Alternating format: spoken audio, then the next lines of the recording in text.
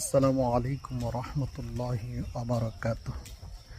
প্রিয় বন্ধুরা, একটি কথা বলার জন্য আমি ভিডিও বানাচ্ছি। সেটি হচ্ছে, আপনারা যারা মোটামুটি বয়স 35 বা 40 হয়ে গিয়েছে বা তার বেশি হয়ে গিয়েছে, আপনারা মাঝে মাঝে কিছু টেস্ট করাবেন, যেমন কিডনির ক্রিয়েটিনিন, তারপর প্রেশারটা একটু দেখবেন।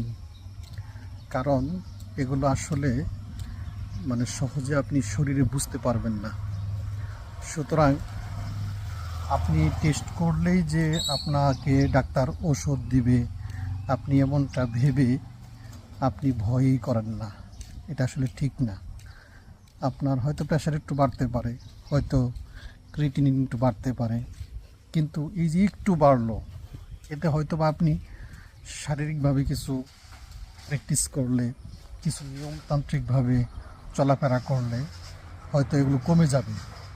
কিন্তু একটা পর্যায়ে যদি আপনি এখন টেস্ট না করান, কিন্তু হয়তো বা আর কিছুদিন পরে গুরুতর পর্যায়ে যদি চলে যায়, তখন কিন্তু আপনাকে অবশ্যই এমন হতে পারে যে ওষুধের বিকল্প নাই, অথবা ওষুধ দিয়েও কাজ হবে না।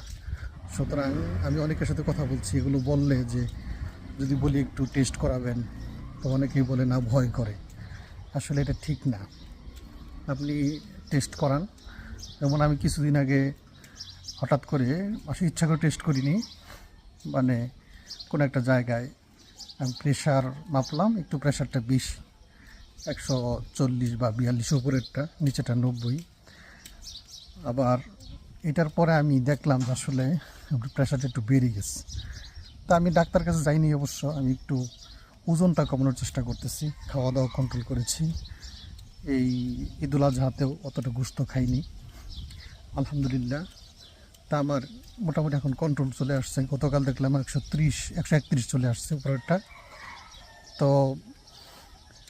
আমার পালসও বেড়ে গিয়েছিল, সেটাও এখন চলে আসছে অনেক নিচে। তো এগুলো আসলে ভয় পাওয়ার কিছু নাই। সুস্থ শরীরে জীবনযাপন করতে গেলে আপনাকে অবশ্যই সতর্ক হতে হবে। ধন্যবাদ।